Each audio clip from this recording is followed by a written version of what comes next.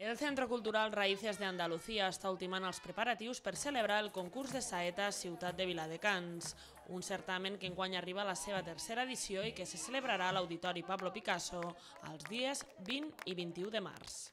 El concurso consiste en que varios cantadores de flamenco que son especialistas en cantar la saeta, puesto que los cantadores de flamenco no todos saben cantar la saeta, pues le hemos hecho un concurso y entonces compiten entre ellos y se dan 3 premios. Damos un premio, el primer premio de 900 euros, el segundo de 700 y el tercero de 500. El concurs està obert a tothom i consta de 2 fases. El dissabte, dia 20, es farà la fase eliminatòria i el dia 21 de març es celebrarà la final del certamen. Cada participant interpretarà 2 saetes de diferent modalitat.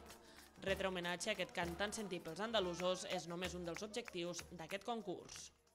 Dedicarle un concurso es porque en realidad es una parte de la cultura muy bonita, de lo que es la cultura andaluza, muy importante, puesto que se celebra muchísimo allí, se tiene muchísima fe sobre esto y en realidad se siente uno muy bien. Para nosotros es la promoción de esta cultura, que en realidad es una cultura que son los mayores las que más lo tienen, los jóvenes la conocen menos. Y en realidad sería una lástima que no continuara la juventud con ese estilo de cante que es tan bonito y tan solemne en esos días.